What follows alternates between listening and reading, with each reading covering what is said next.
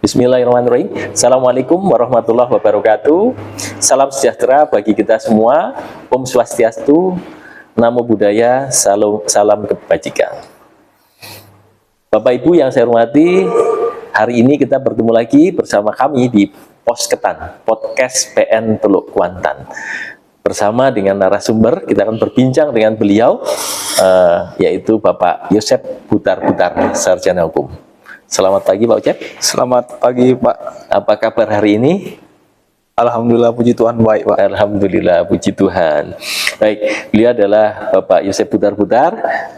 Tak kenal maka tak sayang. Maka sebelum kita lanjut, saya akan membacakan sedikit biodata beliau supaya kita lebih akrab dengan beliau. Beliau namanya Pak Yosep Butar-Butar, Sarjana Hukum. Pria kelahiran Porsea, betul Pak ya? Benar. Porsea, Kabupaten Toba, Sumatera Utara, tanggal 5 April 92. Jadi sekarang berusia 31 tahun. 21. Bapak menjadi hakim PN Teluk Kuantan sejak tahun 2020. Betul Bapak ya? Benar Pak. Alumni S1 Universitas Indonesia. Iya Pak. Jakarta ya. Bapak ini Pak Yosep telah malang melintang menangani perkara bervariasi baik pidana maupun perdata di PN Teluk Kuantan. Bapak seorang anak perempuan yang cantik, juga dikenal sebagai hakim mediator handal di PN Teluk Kuantan. Jadi dari banyak perkara perdata di PN Teluk Kuantan yang beliau tangani sebagai mediator, alhamdulillah sebagian besar itu berhasil menempuh upaya damai. Jadi alhamdulillah, puji Tuhan, perkara-perkara damai di tangan Pak Yosep. Itu aja sedikit biodata yang dari Pak Ucep ya. Kita mulai bincang-bincangnya Pak Ucep. Boleh Pak. Bapak Ibu semua, podcast kali ini mengangkat tema mediasi pro bono. Apa mediasi pro bono ini? Jadi kita langsung minta penjelasan dari Pak Yosep. Iya. Mediasi pro bono. Apa itu yang dimaksud mediasi pro bono? Baik. Jadi mediasi pro bono itu adalah suatu penyelesaian sengketa yang dimana penyelesaian sengketa tersebut ditentukan oleh kesepakatan para pihak. Ya. Yang dimana dibantu oleh seorang mediator pro bono. Mediator pro bono ini mediator yang jasanya tidak berbayar, seperti itu. Kurang lebih seperti itu Pak. Jadi kalau Pak Yosep bilang ada sengketa, ini pidana atau perdata? Khusus sengketa perdata saja. Perdata, baik. Jadi kalau ada pro bono, arti pro bono itu tidak berbayar. Pro bono tidak berbayar. Baik. Kita bisa mulai sebelumnya barangkali Bapak Ibu belum tahu ada mediasi pro bono, tapi ada mediasi yang tanpa ada pro bono. Ya. Kalau mediasi sendiri itu apa? Mohon di penjelasannya Pak Yosep. Baik, sesuai dengan aturannya, mediasi itu adalah cara penyelesaian sengketa dengan perundingan ataupun dengan kesepakatan ataupun negosiasi para pihak yang nantinya dibantu oleh mediator. Oh, dibantu mediator. Ya, itulah definisi dari mediasi. Mediasi. Ini untuk perkara perdata. Perdata gugatan atau permohonan. Pada intinya semua perkara perdata baik itu verzet atau denden verzet kecuali yang ditentukan oleh peraturan Mahkamah Agung yang tidak wajib dimediasi. Seperti misalnya perkara yang ada jangka waktu, seperti gugatan sederhana itu 25 hari tidak wajib mediasi. Tidak wajib. Jadi ini yang tidak dikecualikan ya. Yang tidak wajib dikecualikan. Melalui lembaga mediasi. Lembaga mediasi. Baik. Yang dipimpin oleh seorang mediator. Nah, untuk menjadi mediator, apakah kita ngomongnya di lingkup pengadilan ya, apakah semua pegawai, hakim dan aparatur pengadilan negeri, pengadilan agama itu adalah mediator? Baik, pada prinsipnya sesuai dengan aturan Mahkamah Agung sendiri, yang menjadi seorang mediator itu adalah hakim ataupun pegawai pengadilan yang memiliki sertifikasi mediator. Ada sertifikasi. Nah, apabila tidak ada di pengadilan tersebut yang memiliki sertifikasi mediator, maka seorang ketua pengadilan bisa menunjuk Hakim yang tidak bersertifikasi, ada pengecualiannya seperti itu. Gitu. Kalau tidak ada yang bersertifikasi itu bisa ditunjuk oleh ketua pengadilan. Tapi apakah orang luar non hakim itu bisa menjadi mediator? Bisa, orang luar, karena mediator itu selain hakim juga adalah pihak lain non hakim atau non pegawai pengadilan yang intinya juga memiliki sertifikasi mediator. Berarti istilahnya mediator non hakim. Mediator non hakim. Baik, oke. Terus ini kita fokus ke mediator pro bono tadi ya. Baik. Syarat menjadi mediator pro bono di pengadilan itu apa? Biar Bapak Ibu tahu. Baik. Oke. Untuk menjadi seorang mediator pro bono ke pengadilan itu tentunya yang pertama satu tadi memiliki sertifikasi Ya. mediator, yang mana sertifikasi tersebut harus dikeluarkan oleh lembaga sertifikasi mediator yang diakui oleh Mahkamah Agung. Saat ini ada kurang lebih 25 lembaga sertifikasi berdasarkan surat keputusan Ketua Mahkamah Agung, seperti contohnya PMN, Pusat Mediasi Nasional, terus ada juga lembaga Fakultas Hukum Universitas Hasanuddin, seperti itu, dan berbagai lembaga sertifikasi mediasi. Lalu selanjutnya setelah memiliki sertifikasi tentunya dia ada pendidikan ijazah terakhirnya, ijazah terakhir. Terus selanjutnya adalah daftar riwayat hidup yang setidaknya memuat pengalamannya dia seperti itu, dan juga riwayat pendidikannya dia. Gitu siap. Lalu selanjutnya kartu identitas, seperti itu, kurang lebih seperti itu persyaratannya. Ya. Setelah mempunyai syarat-syarat untuk menjadi mediator pro bono, ya, atau terdaftar, ini cara mendaftarkannya gimana dan di mana? Baik. Jadi nantinya calon mediator pro bono tersebut tentunya membuat surat permohonan pendaftaran mediator pro bono di pengadilan terdekat, baik itu pengadilan agama maupun pengadilan negeri, dengan melampirkan persyaratan tadi, seperti yang namanya kartu identitas, terus juga salinan sah sertifikat mediatornya, terus juga ijazah pendidikan terakhirnya, lalu daftar riwayat hidupnya, yang memuat tadi pengalaman dan juga riwayat pendidikan, dan terakhir tadi pas foto. Ada pas foto nantinya. Jadi syarat-syaratnya ya, didaftarkan di pengadilan negeri, pengadilan agama, atau pengadilan agama. Nah, setelah didaftarkan ke pengadilan negeri, ditujukan ke ketua pengadilan. Ditujukan ketua pengadilan. Terus apa lanjutan prosesnya atau prosedurnya, atau yang dilakukan ketua pengadilan apa? Baik. Setelah surat masuk kepada pengadilan negeri atau pengadilan agama, ketua pengadilan wajib menerima surat permohonan tersebut dan juga memeriksa kelengkapan persyaratannya tadi.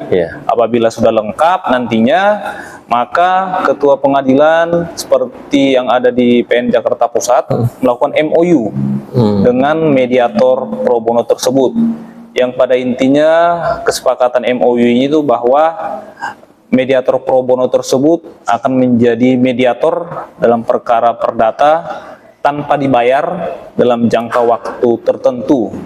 Seperti itu. Selanjutnya setelah ada MOU, baru nanti akan dilakukan pembacaan dan penandatanganan fakta integritas untuk menjaga mediator pro bono tersebut tidak melakukan tindakan korupsi dan yang lainnya.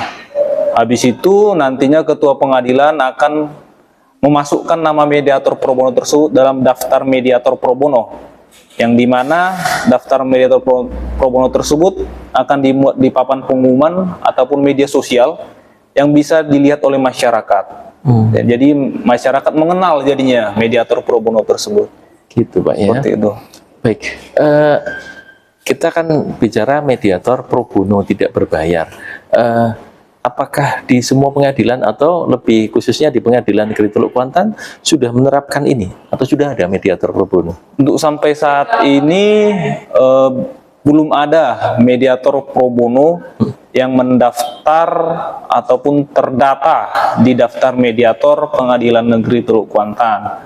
Namun minggu lalu Pengadilan Tinggi Riau yang dipimpin saat ini oleh Bu WKPT Bu Dia Sulastri Dewi telah melakukan sosialisasi dengan dialog interaktif prima tentang mediasi pro bono untuk nantinya supaya pengadilan Satker ya di bawah Pengadilan Tinggi Riau bekerja sama dengan mediator-mediator non hakim di berbagai satkernya untuk nantinya menjadi mediator pro bono. Oh gitu. Bapak tadi sebutkan artinya di Indonesia ini belum dilaksanakan pro bono, tapi ada pilot projectnya Ada pilot projectnya di PN Jakarta Pusat. Jakarta Pusat. Apa ya yang melatar belakangi adanya mediator pro bono ini? Baik, berdasarkan Zoom minggu lalu di Pengadilan Tinggi Riau, pada saat itu hadir Ibu wakil dari PN Jakarta Pusat. Pada waktu itu dijelaskan latar belakang lahirnya mediator pro bono tersebut karena beban kerja dari hakim di Pengadilan Negeri Jakarta Pusat tersebut sangat tinggi. Iya. Jadi untuk apalagi perkaranya banyak, lagi seperti itu ada rapat kreditor lagi katanya kan yang menyita waktu hakim tersebut, jadi menjadikan tidak efektif gitu. Hakim ini dibebani lagi menjadi seorang mediator. Makanya pada waktu itu dilakukanlah inovasi dari PN Jakarta Pusat untuk memberdayakan mediator non hakim yang ada di Pengadilan Negeri Jakarta Pusat atau wilayah Jakarta untuk membantu Pengadilan Jakarta Pusat dalam sebagai mediator, ditunjuk sebagai mediator. Itu latar belakangnya. Oh, latar belakangnya. Kemudian harapannya tadi Bapak sebutkan untuk karena beban kerjanya hakim mediator tadi yang tidak berimbang dengan jumlah perkara, maka dibantu oleh mediator pro bono. Nah, harapannya adalah harapan apa yang diharapkan adanya mediator? Tentunya harapannya adalah penyelesaian sengketa. Artinya dengan adanya mediasi ini kan penyelesaian sengketanya lebih cepat. Terus yang kedua adalah beban kerja dari hakim tersebut akan berkurang. Seperti itu. Dan terakhir harapannya mediasi ini menjadi membumi. Jadi semua para pihak itu berdamai lah, seperti itu. Karena damai lebih baik daripada bersengketa kan, seperti itu. Itu luar biasa. Iya, begitu. Nah, Bapak Ucep, Pak Yosep, hakim Teluk Kuantan ya, bukan atau belum hakim PN Jakarta Pusat. Belum. Tetapi apakah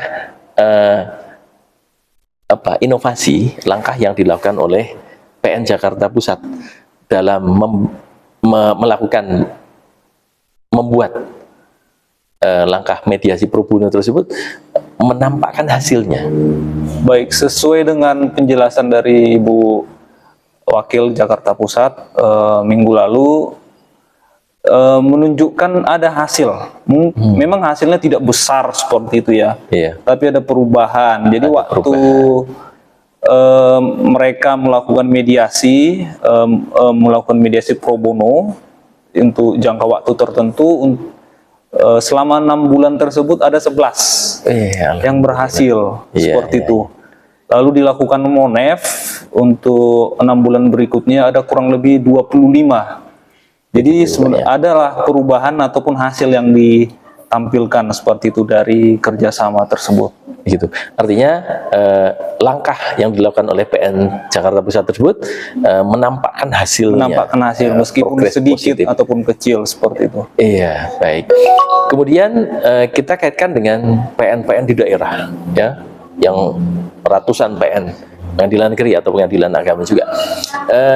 Di daerah ini, apakah sudah diterapkan? Kan belum tadi ya? Iya, belum. Nah,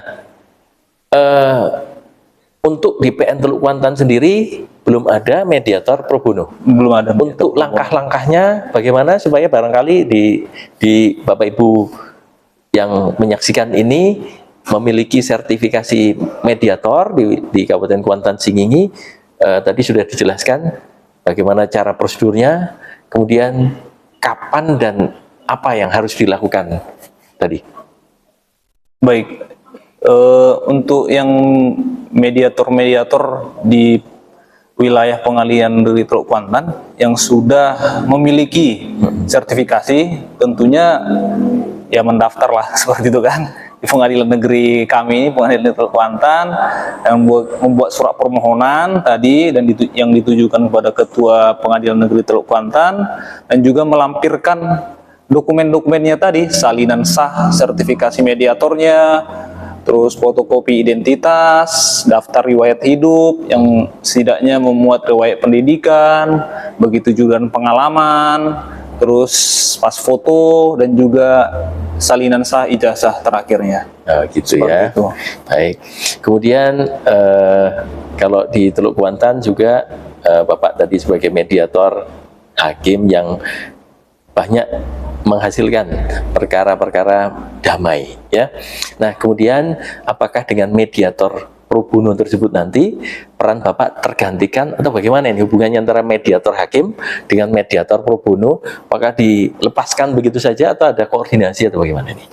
Baik, melihat best practice-nya ya, seperti di Pengadilan Negeri Jakarta Pusat sendiri, bahwa mediator non hakim itu atau mediator pro bono tersebut tidak dilepas sendiri Gitu ya. oleh hakim pemeriksa perkara.